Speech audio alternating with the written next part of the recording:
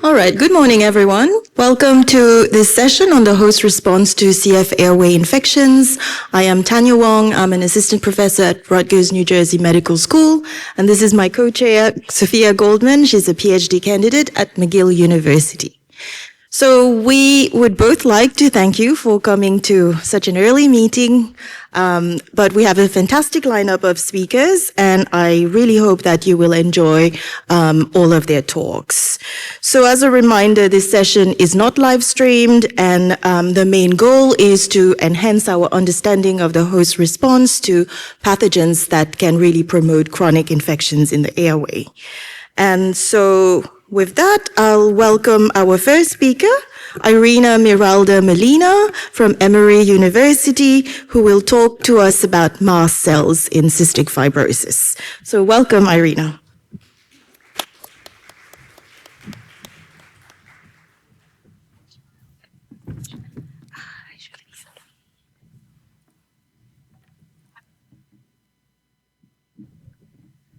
Good morning, everybody. It's always a good day when I get to talk to mast cells to unsuspecting victims. So thank you for the organizers for giving me this chance. Like they said, my name is Irina Miralda. I'm a postdoc at the COP lab at Emory University, and I have nothing to disclose for this presentation. So I know we usually think of inflammation in CF as being primarily neutrophilic, but it turns out that there's a subset of people with CF that have a type 2 inflammatory profile characterized by high IL-4, IL-5, IL-13, IgE, and they have worse clinical outcomes. A paper from Dan Cook recently stratified a cohort of adults with CF based on whether they had type 2 inflammation or not, and they found that if people with CF have this type 2 inflammation, they tend to have lower survival probability and lower lifetime FEV1 values. And fully knowing that this is an infection talk, I really wanted to emphasize that although type 2 inflammation is not normally thought of bacterial infections, when Dan Cook's group looked at other phenotypes that were associated with this type 2 signature, they found that they were more likely to have bacterial infections, both systemically and especially in the lung. And so as you might imagine, I'm gearing up to talk about mast cells, which are one of the main effector cells of type 2 inflammation. But we don't really know much about what they're doing in CF. In fact, I would love to tell you about mast cells if you don't know what they are. They are tissue-resident immune cells that you can see here in these red dots basically throughout the entire respiratory tract, and in the bottom right, you can see one nestled right up to a type 2 pneumocyte, and they can survive in our tissues for months or years, basically shaping and maintaining tissue homeostasis. But they have these large characteristic granules that store inflammatory mediators that can get released when the cell is activated. And if you've ever had an allergic reaction, you know firsthand how potent these inflammatory mediators can be. When mast cells are activated, they can release their preformed granule content within seconds or minutes. They can actively produce lipid mediators within minutes, or they can produce cytokines and growth factors within hours that have far-ranging effects on our bodies. Here I've kind of listed a few where you can see that mast cells can activate and recruit immune cells. They can have direct microbicidal activity. They can have effects on epithelial cells and other structural cells, and then they kind of help maintain tissue health by degrading any toxic mediators and help restore tissue homeostasis. But again, we don't really know much about what they're doing in CF, and so there have been a few hints about what they might be doing. The first one is from 1992, where they found that mast cells in the nasal polyps of people with CF had a greater degranulated appearance. In 2001, there was a paper that found that mast cell numbers are increased in the CF fetal trachea, and they even went as far as to say that these cells might participate in the early pro-inflammatory state of the CF airways. In 2011, Anderson et al. Published that mast cell numbers are increased in the fibrotic and inflamed CF lung sections. And then most recently, there was a 2017 paper by Moretti et al. Where they used a CF mouse model with Aspergillus, and they found that mast cells drive inflammation by overproducing cytokines and inducing this type 2 phenotype on a larger scale. But all of this being said, no one has directly looked at what mast cells are doing in CF. And so the two main overall questions of my work are CF mast cells dysfunctioning, and how they contribute to CF inflammation and pathology? And so just as a quick aside, making mast cells in the lab is a painful process. We isolate CD34 progenitor cells from the peripheral blood of healthy control or people with CF, or derive them from iPSCs, and I culture them for 8 weeks with IL-6 and stem cell factor until they become mast cells, which means that they're going to highly express c-KIT and Fc epsilon. And once I have mast cells from CF or healthy control, I compare their phenotypes and functions to look at differences between these cells. And right away, we started seeing some really cool stuff. For example, we saw that CF mast cells express higher amounts of c-KIT, and this is the stem cell factor receptor that's basically linked to survival and proliferation of mast cells, so that could maybe explain why you see this increased number of mast cells in the tissues if they're more sensitive to the stem cell factor. And we see that they express less Fc epsilon, which is the high affinity IgE receptor, and this has implications for the cell's activation and differentiation. And there's been work showing that IgE levels are higher in people with CF, which could be because the mast cells are not sopping up this extra IgE. But I'm really excited to share that we have found that human mast cells express functional CFTR. Here is confocal microscopy, where you can see CFTR in green is much higher in healthy control mast cells. And then tryptase is one of the granule proteins. We've also done this with a high throughput assay by flow cytometry, and you can see that CF cells significantly express less CFTR protein. We've also tested this functionally, and we see that CFTR is dysfunctional in CF mast cells. What's kind of interesting is that our preliminary data shows that culturing CF mast cells with ETI doesn't fully restore CFTR levels to healthy control amounts.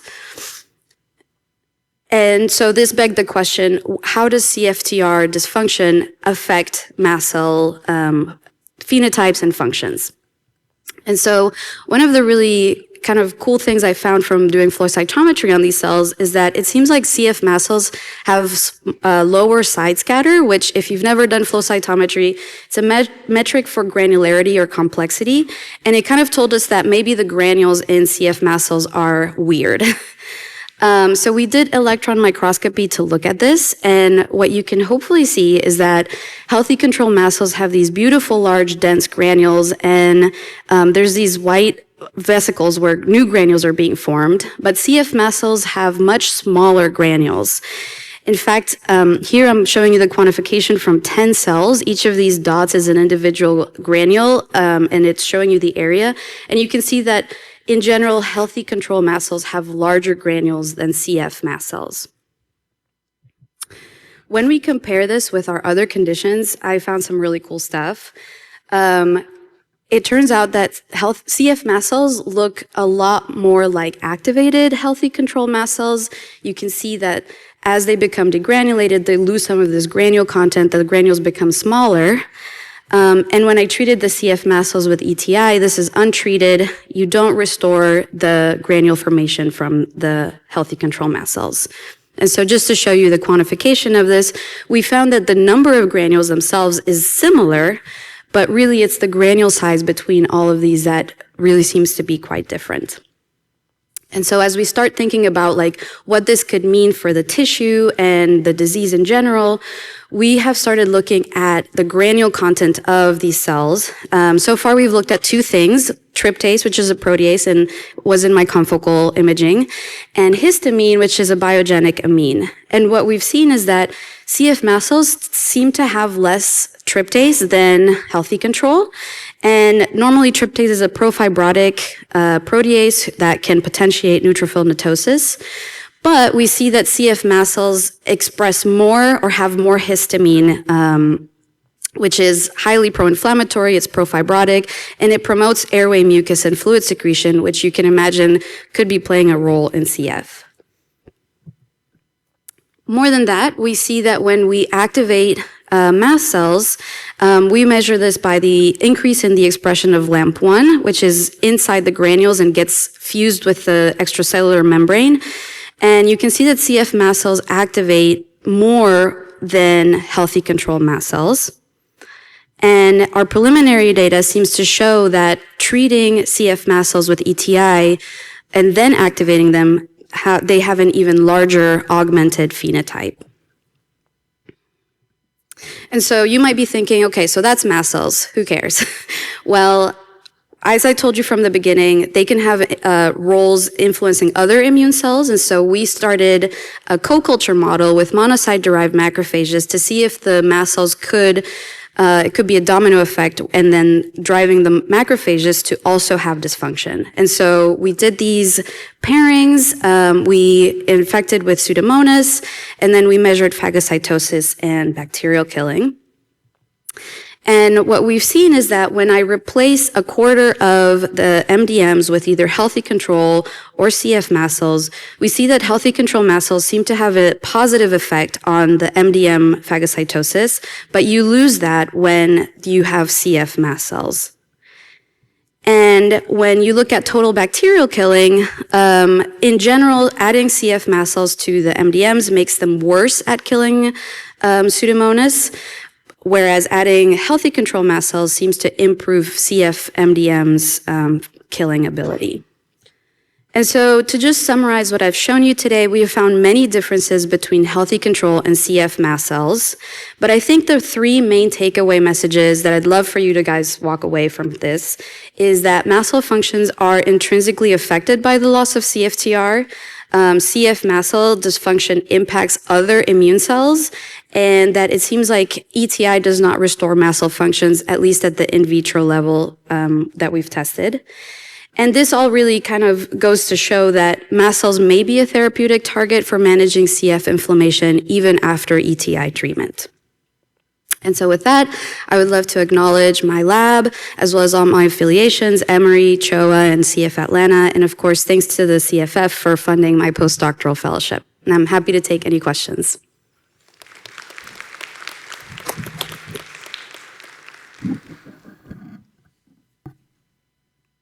Hi, good morning. That was an excellent talk. I'm Erica Orsini from the Cleveland Clinic. I was wondering if just anecdotally you noticed differences between mast cells that were derived from people and ones that were derived from the iPSCs, suggesting that in addition to absent CFTR, there may be a role for some epigenetic changes just from spending time in person with chronic disease. Yeah, that's an excellent question.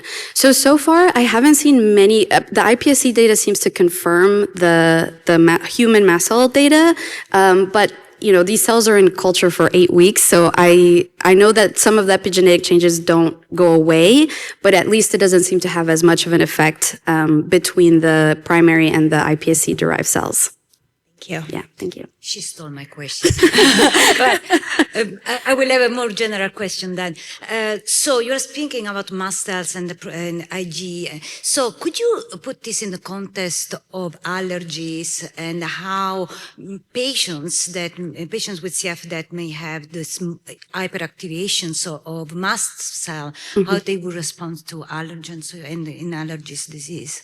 Yeah, that's an excellent question. So there's no evidence of this that I have found in the literature, but there's been strong implications that people with CF tend to have accumulation of allergens in the airways, so that it makes them just have more interaction with them and drives them towards a more allergic, they're more prone to develop allergies.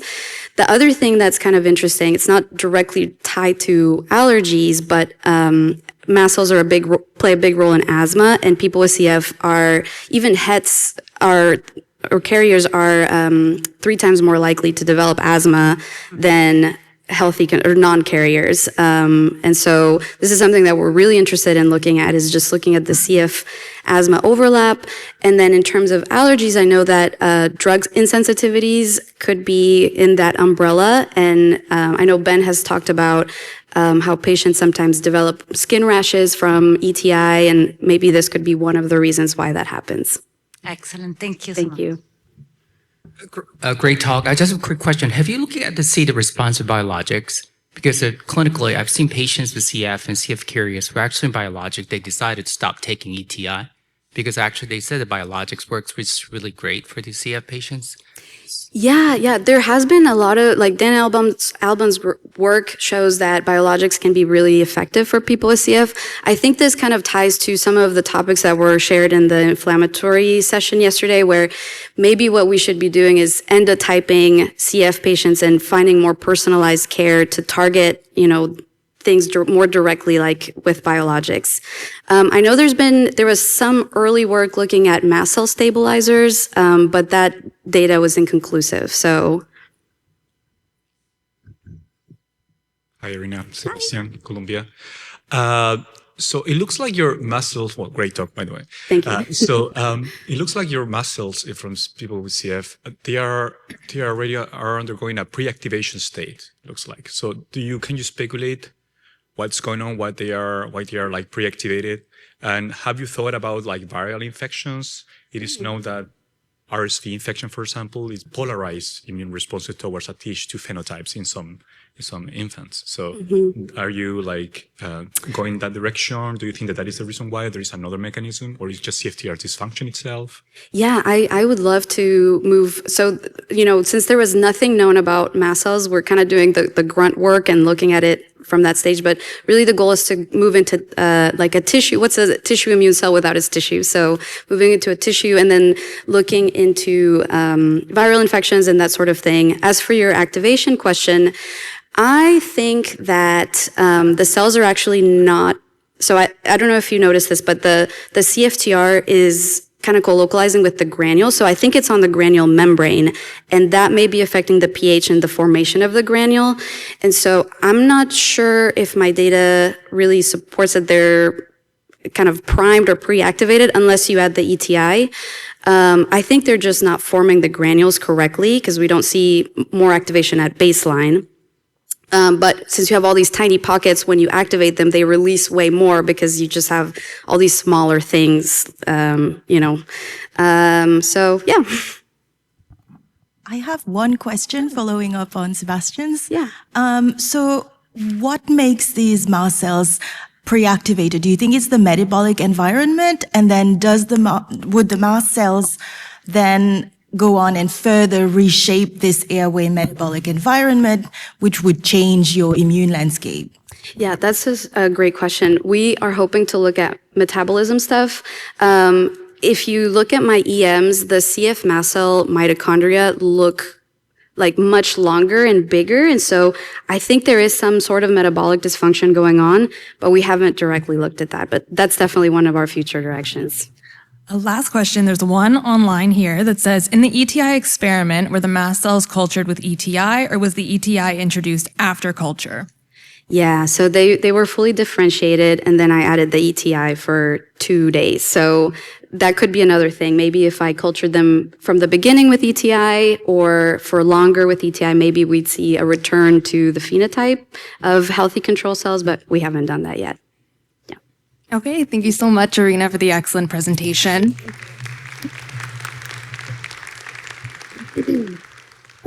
Okay, our next speaker is Dr. Milind Saavedra. Unfortunately, she's not able to be here with us today, so she has pre-recorded her talk for us. Good morning. I'd like to thank the moderators of this session for inviting me to speak, and my regrets that I couldn't be there with you today in person this morning. I'm going to talk about a cell that's running to stand still, and that's the naive T cell. And I want to tell you a story about how CFTR modulators bust the myth of a naive T cell being a quiescent cell. This may be one of the only times that you'll see a talk on this cell type at this conference ever. So hang on. I have no relationships to disclose. So naive T cells are not active, they're not indolent, and they're not inert. Think of them as rookies that haven't encountered their antigen yet.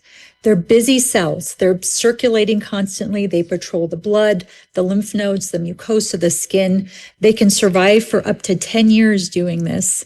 And they have to be highly diverse. They have to be able to generate millions of unique TCR receptors in order to address all of the antigens that we face over our lifetimes. And they're busy. They're busy avoiding autoimmunity. And so for that reason, it takes more than one signal to activate these cells. So there's a first signal, and that's a signal of the peptide MHC complex on the APC binding TCR.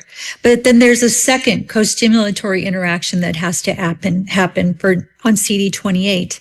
And then even a third signal that has to happen when cytokines from the APC or that are in the environment instruct that newly activated cell how to differentiate into a Th1, a Th2, a Th17, or even a CD8 T cell. From then, the cell can then activate into its effector or memory program.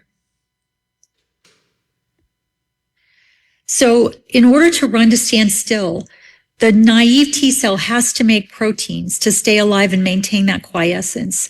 And so when you want to look at numbers, if you look at a naive T cell, on average, it's making 60,000 proteins per minute.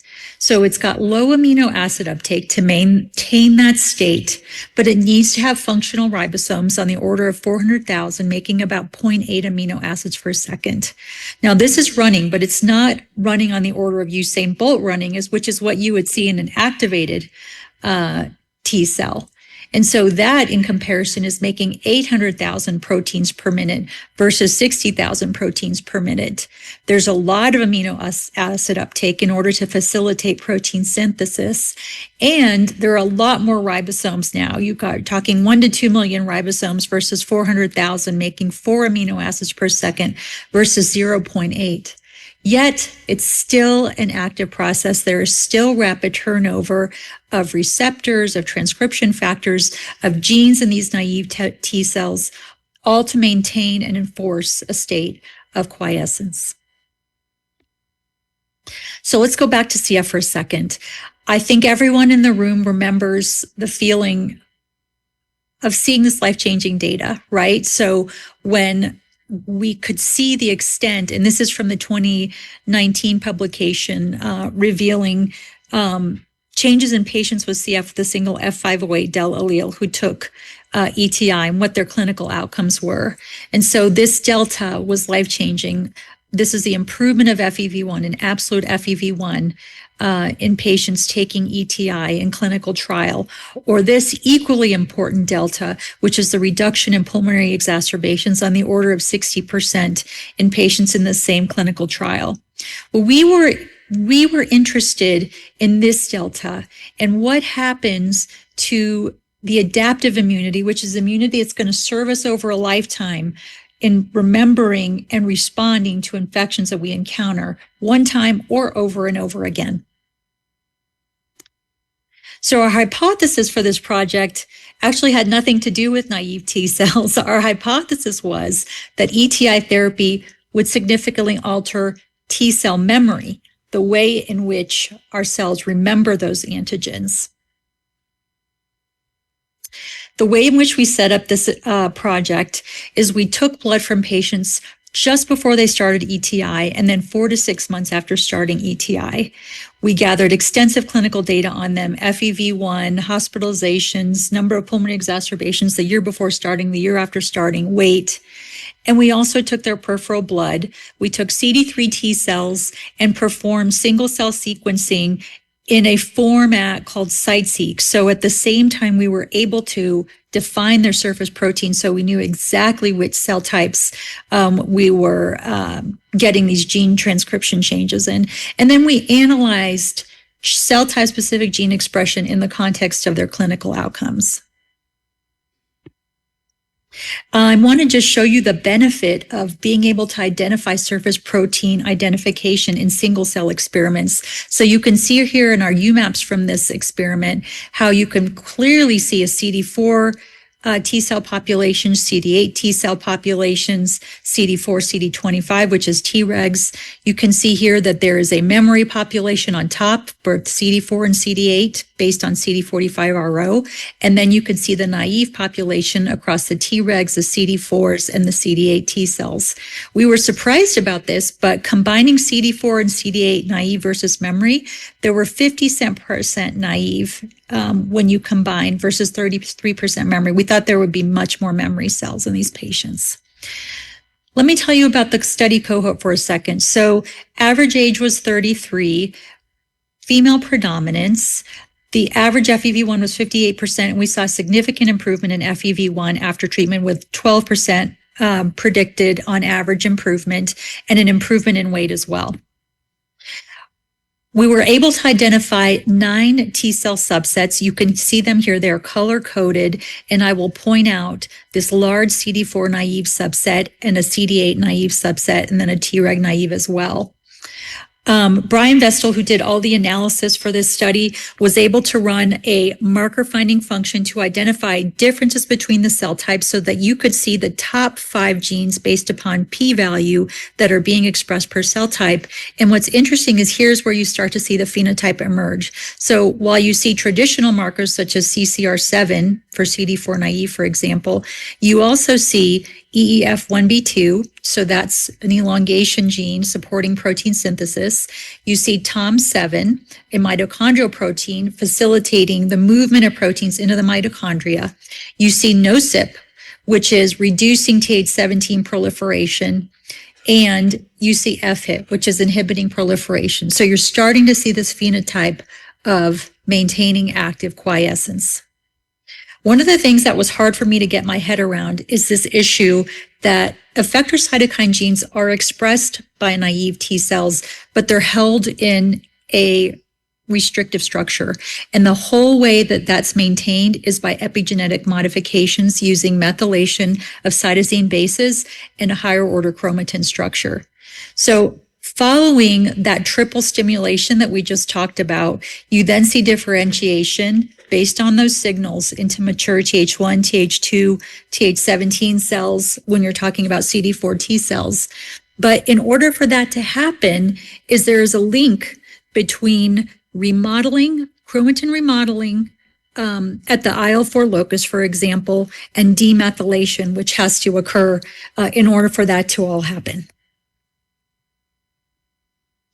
So we looked at 2 things. We looked at change in cell number, and then we looked at change in gene expression. So the first thing that happened, so in the first group, when we looked across the 9 T cell subsets, you can see here that only the CD4 naive had a reduction in cell numbers after ETI, and that was a small reduction, but it was significant. Where there was much more granularity was the change in gene expression after ETI. So you can see here in our CD4 naive and our CD8 naive groups, there were many more naive genes changed for both cell types versus memory genes changed. And let's just look at them for a second. I put them side to side so you can see the similarity in the significance of the genes. And for example, if I look at these two, that start with MTRNR, those encode for humanin, which are small mitochondrial peptides, which actually engage STAT3 and help the cell respond to oxidative stress. Those are down, suggesting that those cells have less oxidative stress after ETI. Not surprising. What's up? Well, we have FlyWitch2, right? That is up in both cell types, and also SNHG25. FlyWitch2 is a transcriptional repressor, so it prevents premature activation, right? So helping maintain active quiescence. SNHG2 is a long non-coding RNA, so it binds up miRNAs, and in doing this, it has a regulatory effect, repressing activation. We were also able to look at gene ontology processes for all the naive cell types, looking at biological processes in the genes that were upregulated and downregulated as a whole. I'm going to show you CD4 naive as an example. So if you look at CD4 naive, there's a really a role for the spliceosome near the top. And so the spliceosome actually removes introns from pre-mRNA, so it's critical to making functional protein. And if you looked at the individual genes that are making up that biological pathway, LSM2, 5, 7, 6, 2, 5, 6, 7, 8, the SNRMPs, you will see that these are genes that ensure efficient pre-mRNA splicing and support nuclear retention of RNA processing machinery. In doing so, they enforce the quiescent state of naive T cell function. The other big group are these genes that are related to oxidative phosphorylation, and the single genes that basically fall under each of these labels are actually genes of the complexes of the electron transport chain. They support the production of ATP, and it's in an efficient manner, right? So it's not like glycolysis where you make a lot less ATP.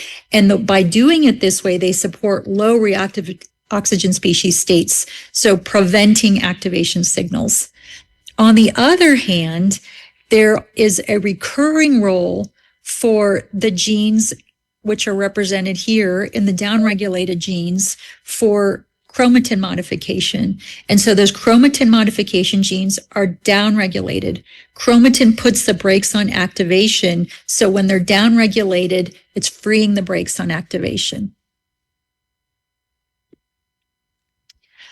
One of the things that we were able to do in our analysis is to look at the combination of gene expression. So here are CD4 naive single cell genes in the context of clinical outcomes. And so at the top of this graph, of this heat map, you can see changes in FEV1 on a per patient basis. The patients in red are patients who had less than 5% FEV1 improvement.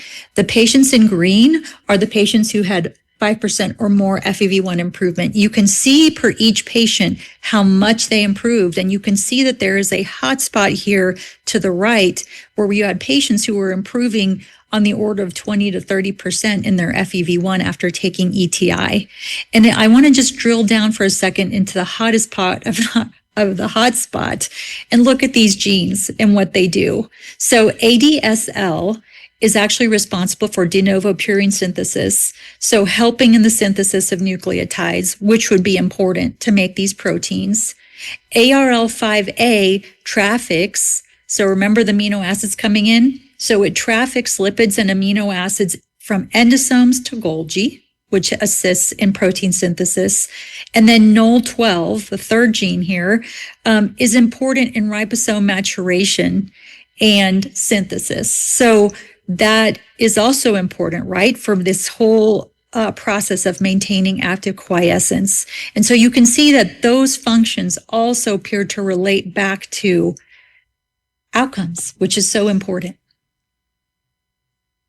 So in conclusion, naive T cells in CF after modulators show a phenotype that appears to be more of a preparedness for survival, a homeostasis phenotype versus an activation phenotype. Naive T cells, if you think about them, they're circulating through the periphery. They're always surveying for antigens. And the way that they maintain that state is by chromatin modifications, it's a complicated process, and it involves epigenetic mechanisms, metabolism of RNA, regulation of transcription factors. There isn't a lot of time to get into whether this is a primary or secondary effect of ETI or Trikafta, but suffice it to say that the naive state in patients after ETI is better prepared to survive, and this may have implications for their maturing host response and how they manage infections in the future, and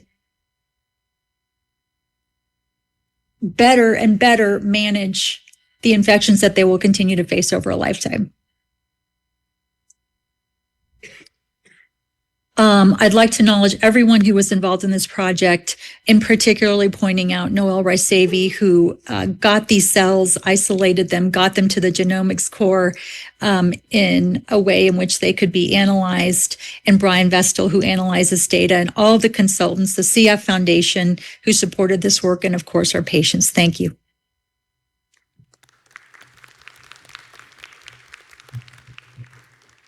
So although she's not able to be here with us today, we encourage you, if you have any questions, please reach out to her via email. And if you can't find that, let us know and we can help you out with that. So our next presenter I'd like to welcome to the stage is Dr. Rebecca Valls for her presentation entitled Evolution and Pathoadaptation of Pseudomonas aeruginosa through the Gut-Lung Axis in Cystic Fibrosis. Thank you so much, everyone, for being here so early, and to the moderators for inviting me to speak today. So I'm Rebecca. I'm finishing up my first year as a postdoc in the Baumberger Lab at Dartmouth Geiser School of Medicine, and I have no relationships to disclose that are relevant to this presentation. Okay, so we all know that CF is a genetic disease that can affect multiple organs, but today I'm going to be focusing on the interaction between these two specific organs, the intestines and the lungs, where we're interested in looking at how fat absorption and delivery from the intestines can affect chronic airway infections. And chronic infections in the airways have been pretty well characterized. While early on in life, we have these kind of intermittent infections occurring that eventually become chronic. And now with the start of highly effective modulators that are doing amazing things for lung function and overall disease management, we're actually still seeing Pseudomonas persistence in the airways along with other pathogens, which led our lab to ask a simple question of how are Pseudomonas aeruginosa populations in the airways adapting post-modulators? And we addressed this through a longitudinal observational study in collaboration with Dr. Stella Lee and previous postdoc in the lab, Catherine Armbruster, who now has her own lab at Carnegie Mellon, where Pseudomonas samples were isolated from patients from the airways pre and post-ETI, and were sent in for whole genome population sequencing to get an idea of how Pseudomonas is adapting in the airways post-modulators.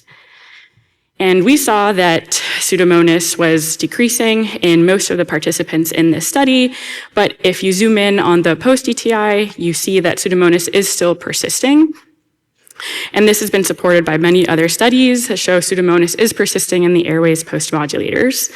And so we wanted to take a closer look at the Pseudomonas populations post-ETI to get an idea of how they're adapting in the airways. And it's also important to note that these Pseudomonas strains or clonal variants that are seen here in post-ETI are persisting from pre-ETI. So kind of begs the question of what's happening to these populations where they're persisting post-ETI.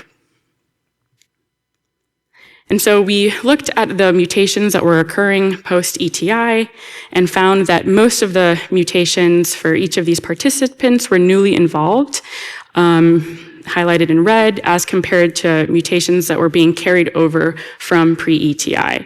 So this is telling us that Pseudomonas is adapting to the airways, potentially to a change in nutritional environment. And so we wanted to get a better idea of what specific changes were occurring in Pseudomonas and perhaps get an idea of what changes they were seeing in the airway environment. And so this tells us again that post-ETI Pseudomonas populations are adapting to changes in the airway environment. And so again, to get a better idea of what those changes were, we took a closer look at these newly evolved mutations in the post-ETI populations. And interestingly found an enrichment of mutations in lipid metabolism pathways in Pseudomonas aeruginosa post-ETI. And so this kind of tells us that perhaps Pseudomonas populations are adapting in lipid metabolic pathways in order to persist in the airways. And so we wanted to get an idea of how these mutations in Pseudomonas populations post-ETI might be stable in the airways. And so you can imagine how if you have a genetically variable population of Pseudomonas that is hit with some type of external pressure, like antibiotics, for example, you might get a decrease in population size, but any variants that are important for Pseudomonas persistence after this external pressure would take over the population and increase in frequency. And so we predicted that perhaps if there are changes in lipids in the environment of Pseudomonas in the airways, then we would see an increase in the frequency of those mutations in the populations post-ETI. And that is what we saw. I'm showing you here just the frequency of mutations in lipid metabolism pathways, and you can see that they're reaching 100%. supporting the idea that perhaps Pseudomonas is adapting in these lipid metabolism pathways, allowing them to persist in the airways post-ETI. And so that kind of sets the stage for understanding what's the functional role of lipids in Pseudomonas persisting in the airways post-ETI. Why do we care about lipids in CF to begin with? Well, we know that even since before the use of highly effective modulators, fat absorption has been a problem in cystic fibrosis caused by pancreatic insufficiency and altered bile acid metabolism. And we now know that even with the use of highly effective modulators, we're actually seeing an increase in hyperlipidemia, so higher amounts of systemic lipids. And we know that in CF and other lung diseases that defects in lipid metabolism are linked to worse lung function. And that the nutritional environment in the airways can affect microbe activity as well as pathogenesis in chronic infections, and that the way that the lipids reach the lungs are via chylomicrons. So let's take a closer look at the physiology of chylomicron transport. I want to draw your attention to the small intestine. And every time that we eat a fatty meal, say a salmon chowder from Pike's Place, those fatty acids make their way down to the small intestine and are packaged by the small intestine enterocytes into these lipid carriers called chylomicrons. And then these chylomicrons are secreted into the ileolymph and make their way first to the heart and lungs through the thoracic duct. So this argues that dietary lipids have a first, or lungs rather, have a first interaction with dietary lipids through the transport of these chylomicrons. And chylomicrons are, again, these lipid carrier proteins that are known for delivering long-chain fatty acids to peripheral organs. Okay, so we know now that dietary lipids might be playing a role in the way that Pseudomonas is adapting. Can we see whether they're making it to the airways in a mouse model? And this work was done in collaboration with the Cohen Lab. So down at University of Pittsburgh, Allie Cohen is my co-mentor on this project. Rachel's her awesome postdoc. These are our lipid experts on this gut-lung axis team. And they're the ones that drove the following experiment that tried to see whether dietary fatty acids could make it to the airway. And so we used wild-type mice that were given radio-labeled fatty acids, and then 2 hours later, we collected lung tissue as well as bowel from these mice. And we see, as expected, that these radio-labeled lipids are making their way to the liver and through the plasma. But interestingly, we also saw these radio-labeled lipids in the lungs and in the bowel. And we were really excited by this because this is basically showing that dietary lipids are making their way to the airway lumen where you see these chronic Pseudomonas infections occur. And so we wondered whether we could address the interaction of these dietary lipids with Pseudomonas through an in vitro model to understand what's the effect of these chylomicrons, these lipid carrier proteins, on the epithelium of the airways and Pseudomonas aeruginosa itself.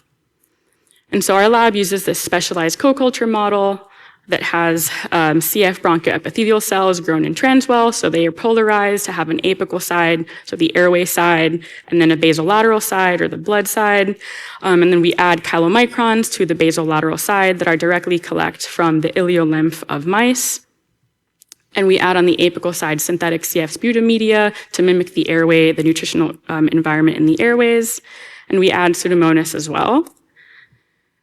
And we see that when we add chylomicrons, there's no difference in tier, so transepithelial resistance, showing that the tight junctions between the CFBEs are intact. This is really important because this is telling us that this is not going to allow any kind of leakage of molecules from the basolateral to the apical side. We see that just after a 6-hour co-culture of Pseudomonas in plus or minus chylomicron conditions, there seems to be no difference in biofilm size, at least measured by CFUs per centimeter here. So this tells us that at least in these conditions, there's no immediate effect on biofilm size by the chylomicrons. And so we wanted to get an idea of how Pseudomonas was interacting with the fatty acids brought by chylomicrons, and so we used BODIPI-labeled chylomicrons for this experiment, and then measured fluorescence from those fatty acids in the airway epithelial cells, as well as the apical, the airway surface liquid. And you can see then both of the plus chylomicron conditions, we're getting an increase of the signal of fatty acids delivered by chylomicrons. And in parallel, we also used a Pseudomonas strain that is constitutively expressing M. cherry, and see that using confocal imaging microscopy that there's an overlap of M. cherry signal with Bo-Dippy signal, supporting the idea that Pseudomonas is taking up these fatty acids that are being delivered by the chylomicrons to the basolateral side. They're taking it up on the apical side. Okay, so this is telling us that perhaps Pseudomonas is taking up these chylomicron-delivered dietary fatty acids. What could that interaction over long periods of time mean for Pseudomonas pathoadaptation in an environment where, again, these lipid concentrations are changing? And this work was really driven by previous postdoc in the lab, Catherine Armbruster, and a longstanding collaboration with evolution microbiologist Von Cooper, where we use that specialized co-culture model and then passage Pseudomonas for over 100 generations. We can collect the populations of Pseudomonas from the apical side and send them in for whole genome sequencing to get an idea of how Pseudomonas is adapting in these conditions with plus or minus chylomicrons. And I'm going to summarize here the mutations that we saw through a pathway analysis. In this pathway called fatty acid beta oxidation cycle or fatty acid degradation, as well as in fatty acid de novo synthesis. And we're highlighting here both mutations that were identified in our plus chylomicron in vitro experimental evolution, as well as in Pseudomonas populations post-ETI. And you can see that there are mutations happening in both of these in FAD-D, so this is a fatty acid importer, FAD-E, this is an acyl-CoA dehydrogenase that acts early on in this fatty acid degradation cycle, as well as FAB-G that's involved in this elongation part of fatty acid synthesis. And importantly, we see that offshoots from these pathways are involved in Pseudomonas's envelope stress resistance as well as LPS production, which are both mechanisms that Pseudomonas can use to maybe become resistant to antibiotic treatments or evade immune systems. And so I'm going to zoom in on FAD-E for this mutation for the rest of the talk. So FAD-E, again, is this acyl-CoA dehydrogenase, and we are seeing mutations all along the protein, and especially in the C-terminal domain, which has previously been shown to be functionally important for FAD-E function. And we wanted to know what is the effect of these mutations on FAD-E in Pseudomonas persistence. And so we took a genetics approach where we used this wild type lab strain, MPO1 of Pseudomonas. We built a clean deletion of FAD-E in that acyl-CoA dehydrogenase. And so again, FAD-E is involved in the breakdown of fatty acids as they enter Pseudomonas. And previous literature has shown that when you have mutations in this gene, you kind of get feeding of fatty acids into this other pathway that increases envelope stress resistance of the bug. And we also created a point mutation S672R, so this is a serine to an arginine, which was identified in our experimental evolution. And we are predicting that with this mutation happening in such a functionally important area, from like a neutral charge to a positive charge, that this mutant would have a phenotype that's similar to the FAD-E deletion. And so given the history of envelope stress resistance increasing in deletions of FAD-E, we wondered whether these specific mutations might increase Pseudomonas resistance to antibiotics or tolerance to antibiotics and resistance to macrophage killing. And so we tested FAD-E mutants antimicrobial tolerance through an MBC where we established a 24 to 48 hour biofilm. Then we rinsed a couple times and treated with a gradient of tobramycin, and then used Tritinex to kind of dislodge the biofilm and then plate for CFUs. And you can see here that after 48 hours, the biofilm of our clean deletion and our point mutation, representing the experimental evolution strain, have increased resistance to tobramycin. And I think it's worth pointing out that these concentrations here are what you only start to see in the lungs of people with CF, which have shown to have tobramycin concentrations up to 1,000 micrograms per mil. And you can see that at 400, the wild type is not able to grow, is not tolerant at all, while these two guys are doing much better. So we also wanted to test these strains against macrophage killing, and the way we did that was grew up the 3 different strains in minimal media along with long-chain fatty acids. Again, these lipids are delivered by chylomicrons to the basolateral side of CFBEs. And then we added them to monocyte-derived macrophages that were stimulated to have an M1-like phenotype. And you can see that the fatty mutant and the point mutation also have increased resistance to macrophage killing. And these data, we think, support the idea that disruptions in the FAD pathway can lead to increased envelope stress resistance, potentially influencing Pseudomonas adaptation and persistence in the airways. And so with that, I'd like to just kind of summarize what I've shown you today, which is that dietary lipids can influence the lung environment via chylomicron transport. Persistent Pseudomonas populations tend to accumulate mutations in lipid metabolism pathways.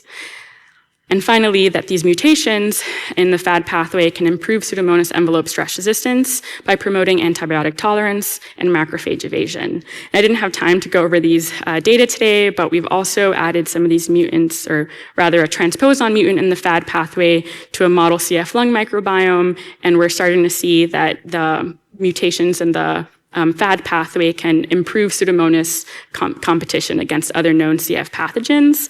And if you'd like to hear more about that, please come visit me later on today at poster 9. I'd like to quickly just touch on what our future directions are, which is that we're interested in understanding specifically what lipids are making their way into the airway lumen. Another postdoc in the lab, Jen Baker, is going to be focusing on how airway cells are transporting lipids. And then I'm also interested in understanding with the Cohen lab how dysbiosis through bile acids and microbial dysbiosis in the gut can influence chylomicron packaging and delivery across the body. And with that, I'd like to thank my lab, especially my mentor, Jen Baumberger, and co-mentor Ali Cohen. The other two postdocs on this project, Jen Baker and Rachel Wills, have been really fun to work with. I'd like to thank other members of the lab, Yasmin, Lee, and Sadia, for being really helpful in different assays. Of course, previous postdoc in the lab, Catherine Armbruster, who set the foundation for this really fun project. My postdoc committee, Yvonne, Deb, and Ben. And then my newly awarded postdoc fellowship from the CF Foundation and other funding sources. And with that, I'd like to take any questions you may have. Thank you.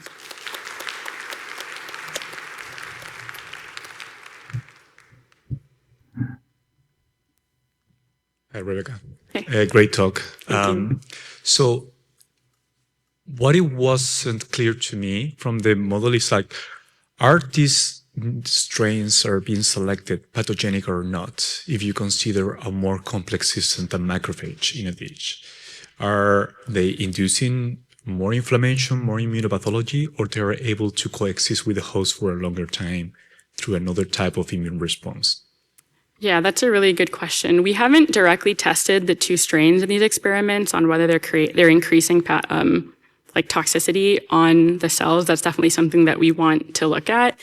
But previous paper that was more focused on mycobacterium that had mutations in FAD-E showed that they were able to have more chronic-like phenotypes, kind of supporting the idea that mutations in this pathway allow them to persist longer. Thank you.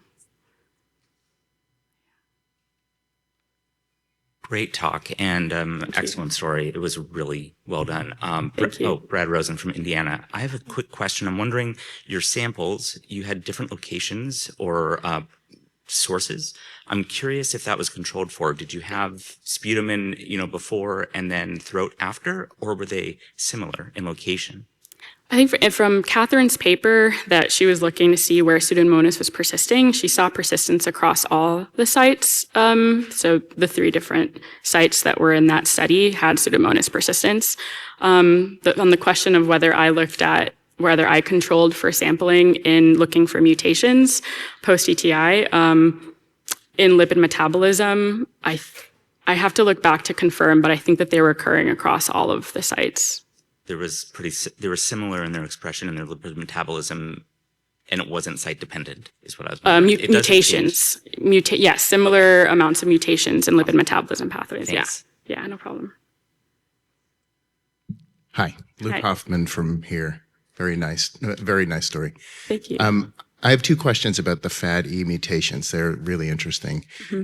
The mutations in the FAD pathway make me think about lipid A structure as well, and I'm wondering if you're looking into that, because that would have immune consequences or implications as well. Yeah. The other is that sometimes they can confer resistance to topical antiseptics like chlorhexidine. So I wondered, which is all over the place in a hospital. I wondered if you, and we probably swallow it.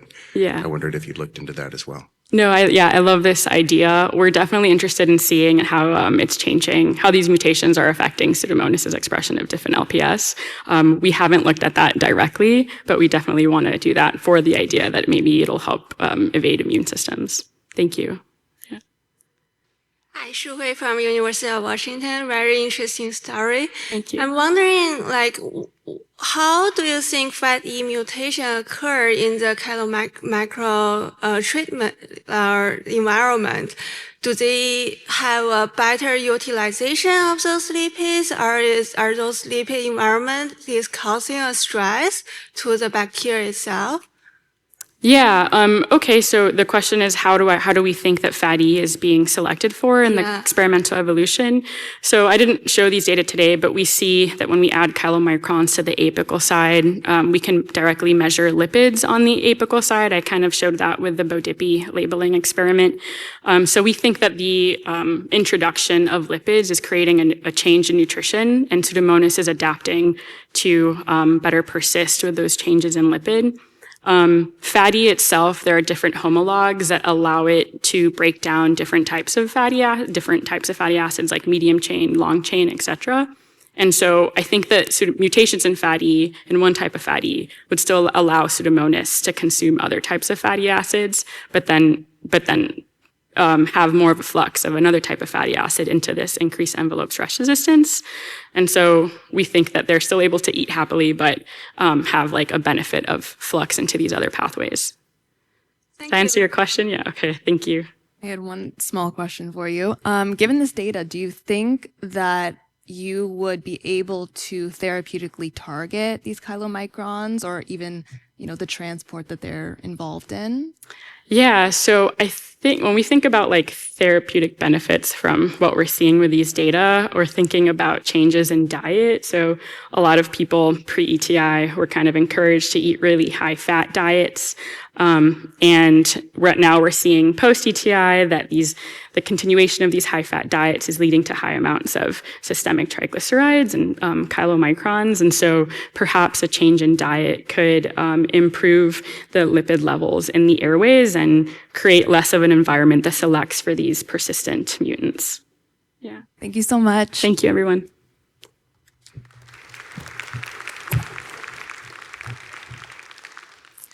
Okay, please join me in welcoming Jose Zapata to the stage for his presentation, which is entitled Displacement of MRSA Lineages Following ETI Treatment for CF.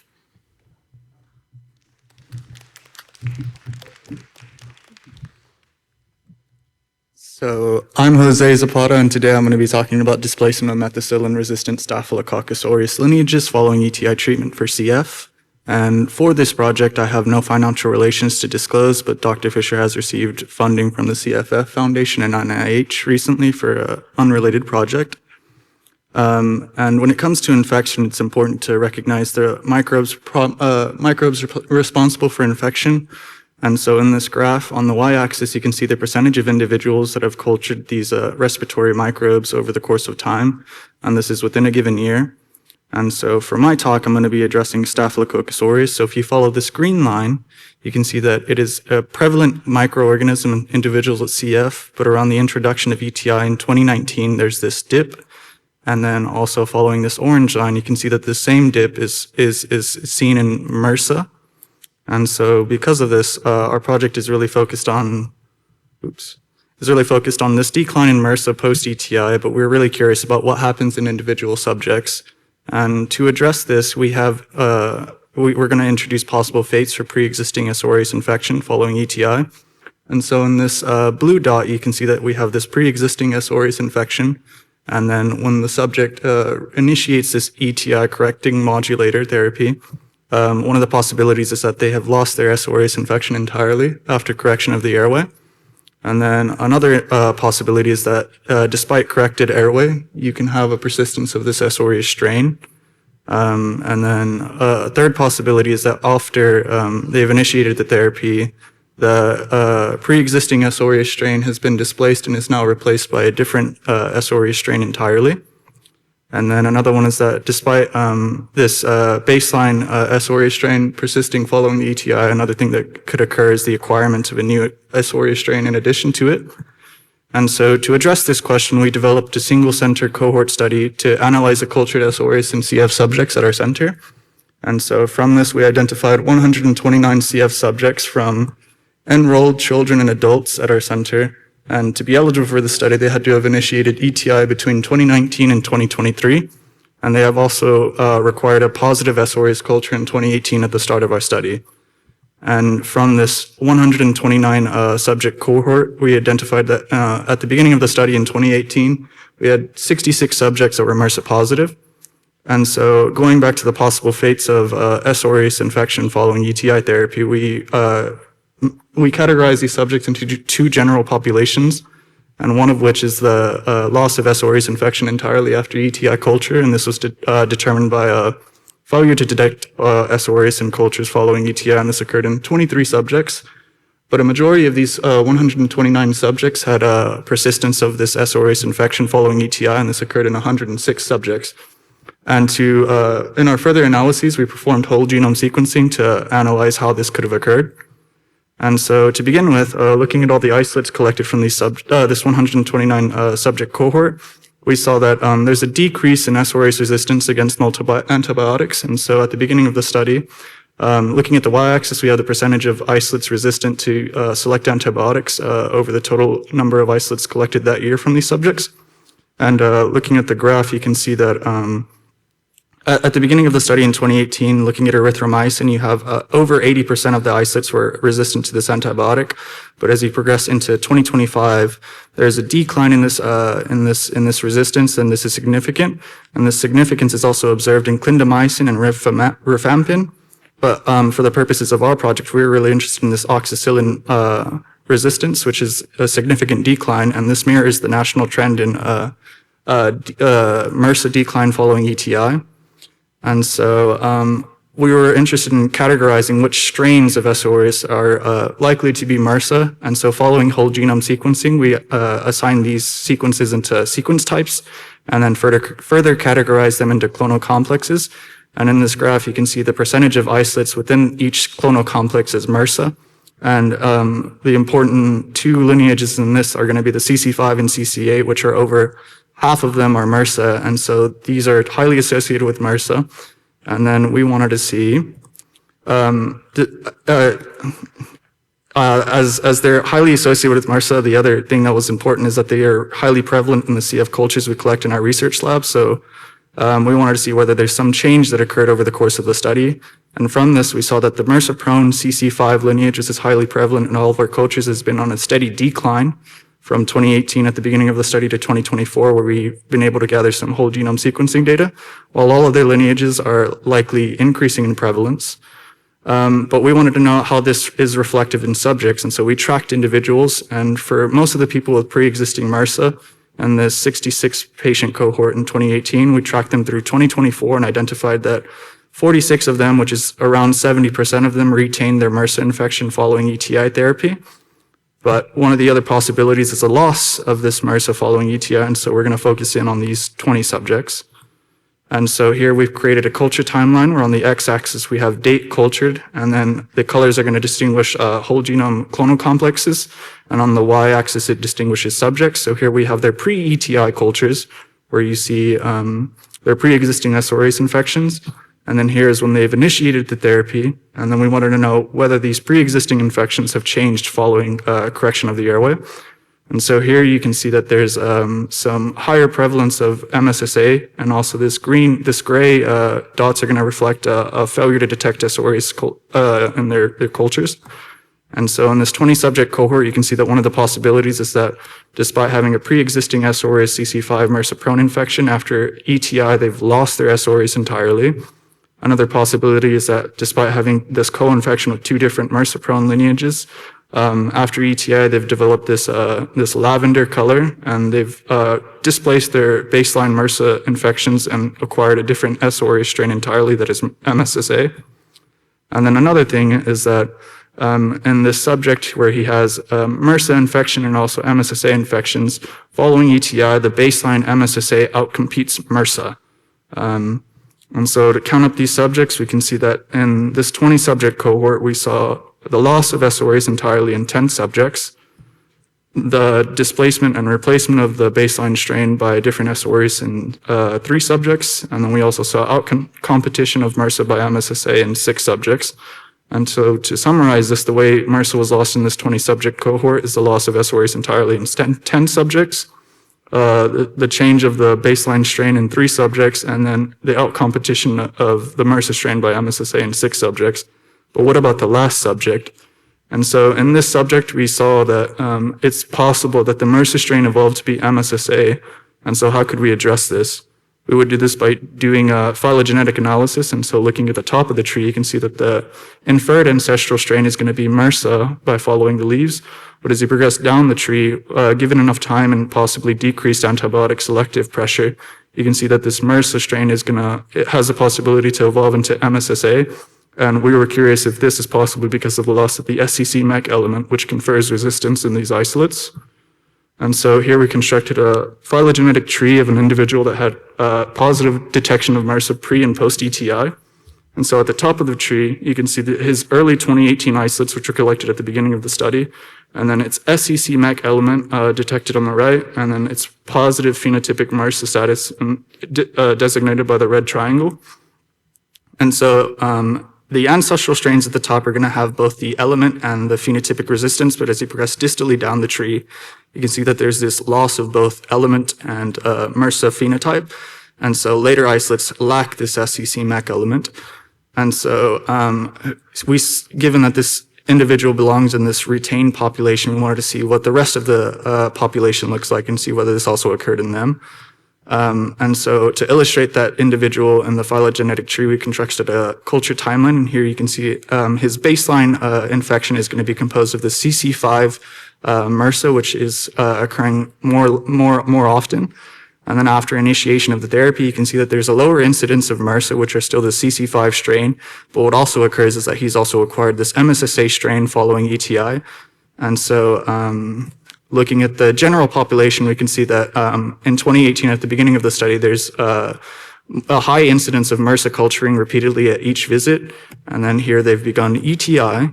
And then after ETI, you can see that there's still more likely the clonal complexes are going to be this blue and green MRSA-prone CC5 and CC8 lineages, but there's a higher incidence of MSSA occurrence and also no S. aureus detection in these isolates.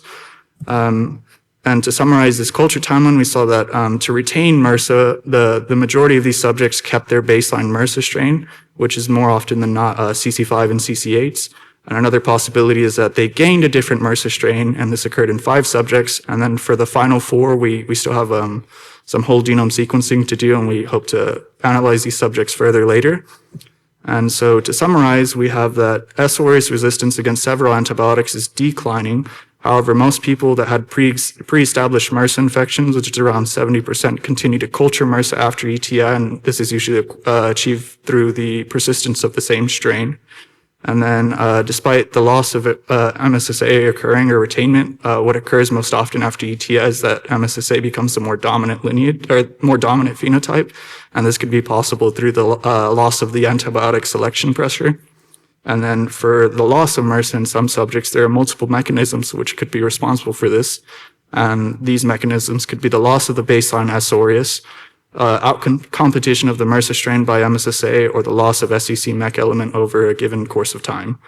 And to conclude, here's my acknowledgement. So we'd just like to thank all the patients and families who consented into the study and made this project possible. And I would also like to thank the Fisher Lab and the clinical research team. And if you would like to learn more about any of the posters that we have here, I've listed all of them. So Tommy addresses a lineage that is diagnostically evasive. And then Alexis is also doing a histopathological examination of Meconium ileus in newborn pigs and humans.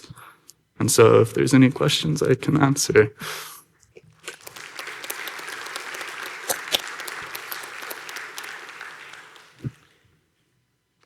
Hello. Great talk. That was really neat. I have a question about the new strains of staph. I'm just curious if you know where they came from. And I'm curious if you looked in the sinuses. That maybe would be my guess if folks have different strains in their upper versus lower.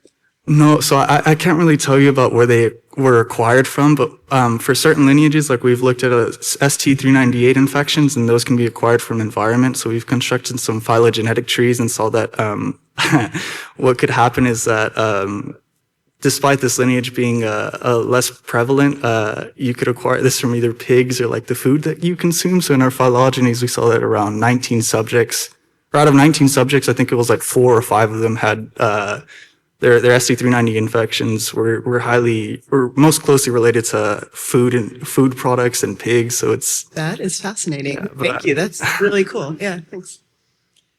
Great talk. That was really interesting. I was just curious in the post-ETI period if all of your cultures were still sputum. Like, was there a difference in terms of type of culture? May that have a lot of our collection is composed of swabs. So we have like a decreased number of sputums more recently. Right. So we do sequence sputum and swabs, but most of it's going to be from throat swabs and not sputum. And I assume your pre-ETI was probably mostly sputum. I would assume so. Just curious if that may be contributing as well, because obviously a different collection type may be less, you may pick up different organisms. So yeah. Yeah, that was exactly my question too, whether you notice a discordance between the sample type, and I think that could be a really important factor in terms of what you're seeing for strains. So my question, thank you. We can look into that further later after this. Just to address that question, we had a recent study in which we compared the staph that were isolated from throat swabs versus in sputum, and generally they were concordant. Hi, Barbara Karl from Münster, Germany. Very nice talk, interesting. So my question would be, so how sure can you be that this has anything to do with ETI? Because in the former history of before ETI, there was also a turnover of Staph aureus, there was loss of Staph aureus. So why do you think it has anything to do with ETI? This is the first question. I'm not entirely sure. I can be entirely sure that this occurred solely because of ETI, but with the data I have available, I was hoping to look at prescription dates to see if maybe there's prescription that occurs prior to strain turnover or strain loss. But when I was looking at the timeline around 2019 is whenever we saw like increase in S. aureus diversity, so that's why I kind of was wondering if that's possibly due to ETI, but in the future I could try looking at prescriptions to see if this is a factor too. And my second question would be, do you have any idea why the susceptibility or resistance profiles of Staph aureus is decreasing? No, so I was so curious. I was really wanting to. So in the people that lost MRSA, that we have people that had pre-established CC5s, and then we also see that the people that retained are more likely to be CC5s. So I was really wanting to compare the genetic profiles to see if there's some accessory genes that are responsible, because I know like certain lineages are increasing in prevalence, and so they have a better chance of resisting certain antibiotics like ST398. So even though it's livestock associated, if you treated that person with tetracycline, it's going to survive that more than it would a CC5.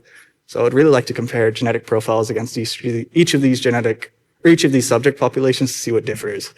Okay, thank you. Hi, Liz Bergener from Children's Hospital, Los Angeles. Kind of related to the changes in resistance, have you looked at antibiotic pressures? I mean, in general, patients are getting a lot less antibiotics after ETI, and have you looked at the antibiotic pressures in the different patients and what patterns you saw? I don't have access to I don't have access to prescriptions, but I'm sure that Dr. Fisher could like look into, or he could get us that data for us, but I don't have access to that right now. I think it'd be interesting. Yeah, that would be interesting. Hi, Pavan Bhattacharjee, University of Washington. Just to ask a general question, what are the clinical implications, you think? Like, do these infections that you're culturing, do they cause infection? DTI? I'm not entirely familiar with like clinical outcomes in subjects, but I know CC5 is going to be a hospital-associated infection that has worse clinical outcomes, and MRSA also has worse clinical outcomes. But I think for right now, I don't think I can really answer your question. That was a great talk. I'm just curious, were these patients mainly dominated by staph infections, or have you looked at any other pathogens to see if there are any links you could make? Okay, for our lab, we're really specialized in S. aureus, and so we have a higher, like a 9% increased yield of S. aureus infection due to alternative culturing media, but I'm sure we could look at clinical diagnosis to see if there's increased like Pseudomonas detection after ETI or H. influenzae, but we're really honing in on S. aureus. Okay, thank you so much for that presentation, Jose.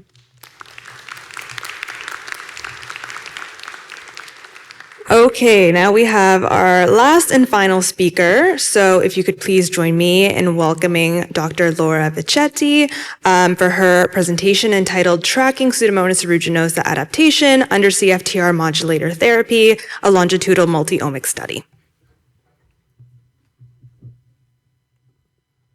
Okay, so good morning, everyone. I'm Laura Veschetti. I'm a postdoctoral researcher in the Bragonsis lab in Milan, back in Italy. And today I will present my work that explores the era of CFTR modulator therapy from a microbiological perspective by investigating Pseudomonas aeruginosa adaptation using a multi-omics study. I have no disclosures. So, since the introduction of the first CFTR modulator therapy, cystic fibrosis has been rapidly changing. In particular, registry data report better lung function and health indices and an improved quality of life. Nonetheless, there are many key biological questions that remains to be addressed. We know, for example, that when modulator therapy is initiated in the presence of chronic infection, the infection persists. But how and why this happens is not clear. Moreover, we see a clinical improvement, but this does not translate to a full return to healthy status.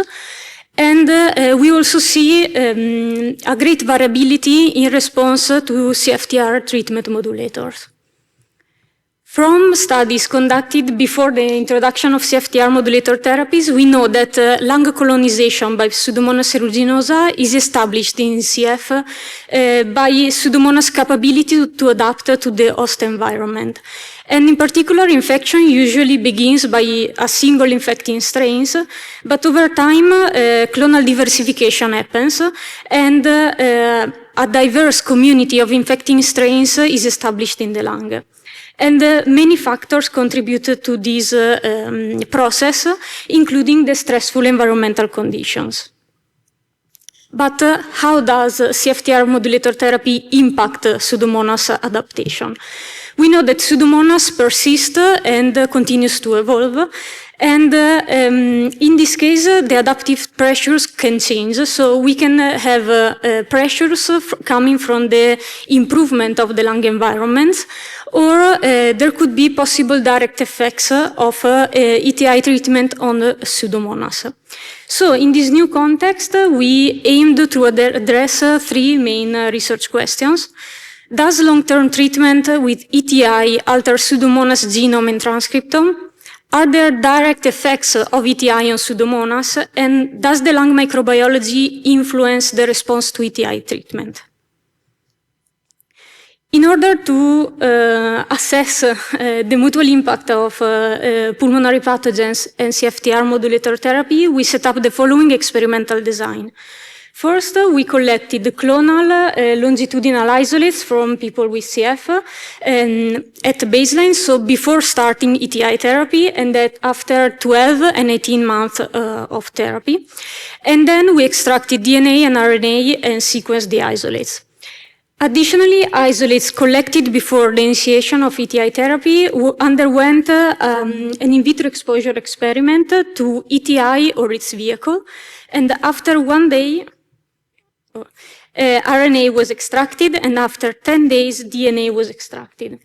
Then all isolates underwent phenotypic characterization for features related to chronic or acute infection, and underwent DNA and RNA sequencing in order to profile transcriptional modulation and identify genomic variants.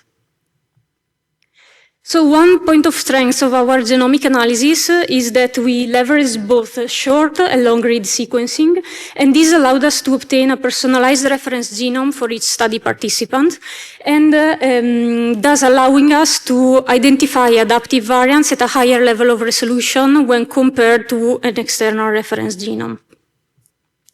So in order to actually distinguish among possible direct and indirect effects of ETI on Pseudomonas, we set up two different kinds of analyses. First, we made a longitudinal comparison of isolates that highlighted changes due to the in vivo exposure to ETI.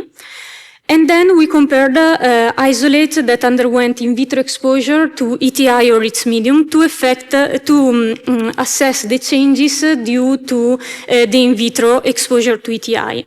Then we looked at the results and we looked at overlap between these two analyses in order to mitigate the possible changes solely ascribable to lung environmental changes or to the in vitro growth condition.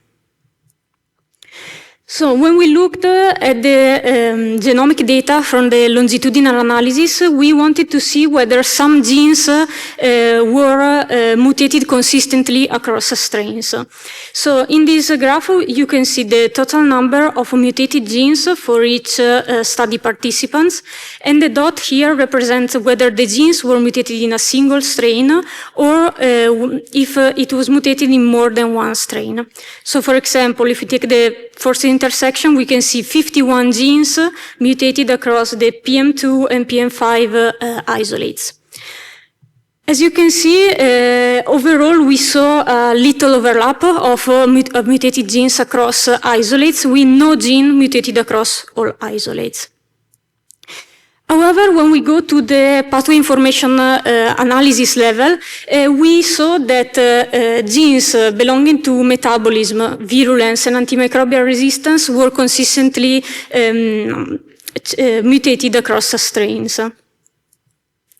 Then, when we looked at data coming from the in vitro exposure experiment, we were able to see a small number of variants identified, but most importantly, the great majority of these variants were also found following the in vivo exposure, so the longitudinal exposure.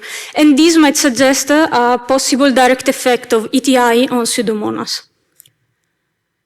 Then we explored the data coming from the transcriptomic analysis. And here we wanted to see whether some transcripts were modulated in the same fashion along time. And once again, as you can see, we found very little overlap across a strain. But when we looked at the pathway enrichment analysis, we saw that, once again, pathways related to metabolism, virulence, and antibiotic resistance were among the most modulated ones. And this, once again, underlines how Pseudomonas gives a strain-specific response to ETI treatment. Then we analyzed the pathway that were modulated in the in vitro exposure experiment, and here I reported the pathways that were modulated in both conditions, which once again suggest a possible ETI direct effect on Pseudomonas. Then we next asked ourselves whether lung microbiology could have an impact on the variability on CFTR modulator therapy. And in this case, we analyzed features related to both to the host and to the pathogen, and we performed a factor analysis of mixed data. And from this, we saw that actually people with CF distributed according to their delta FEV, defined as the last measurement of FEV minus the baseline FEV before the initiation of modulator treatment. So we went on and investigated which features contributed the most to each dimension of the plot, and we categorized the features as host-related or pathogen-related. And among the top 5 most contributing features of each dimension, we found both host and pathogen-related features. And even though this is a preliminary analysis and we have a small cohort, this might indicate that actually both host and Pseudomonas aeruginosa features contribute to the outcome. So, to date, our results indicate a direct strain-specific impact of ETI on Pseudomonas genome and transcriptome, that bacterial metabolism, virulence, and antimicrobial resistance are influenced by in vivo treatment with ETI, and that both patient clinical history and bacterial traits may contribute to variability in ETI response. We are actually working to expand our cohort, so if you want to join in, feel free to get in touch. And finally, I want to thank all the people involved in this project, and particularly our supporters and the ECFS and CF Europe for awarding me a postdoctoral fellowship. And finally, all the people with CF who agreed to participate in this study.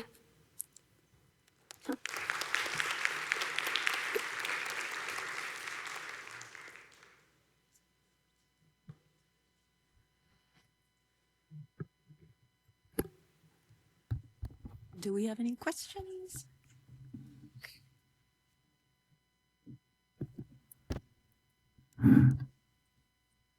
Hi, that was an interesting talk. I was wondering if you could expand on what you think the mechanism is for the bacteria responding to the presence of ETI in vitro. Okay, so actually we set up, it was quite difficult to set up the in vitro experiment because we also had to evaluate the concentrations of ETI to give to the in vitro experiment. But actually, there are some pros and cons. So we looked at reports coming from clinical experiments, and we tried to match the concentration of ETI to the ones found in the mucus of people with CF. And the only, let's say, drawback of this kind of setup is that we do not have the metabolites. That we know that ETI metabolites are also active, so we might lose some response related to that.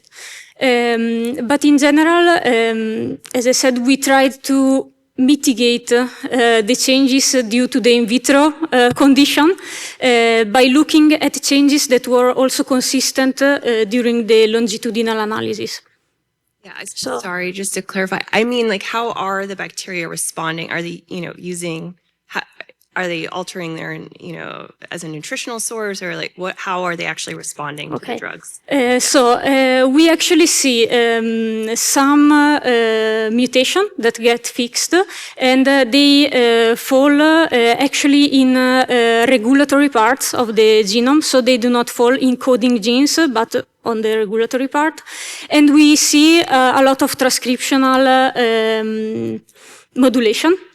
And the transcriptional modulation, once again, falls into pathways related to the metabolism. And actually, it was very interesting because we found that the lipid metabolism was affected, and also the amino acid metabolism was affected related to the nutrients. Hi, Laura. Great talk. So, can you please give a little bit more of detail about the metabolism changes? Well, you just said something about the fatty acid and all of that, but how that could impact interaction with the host?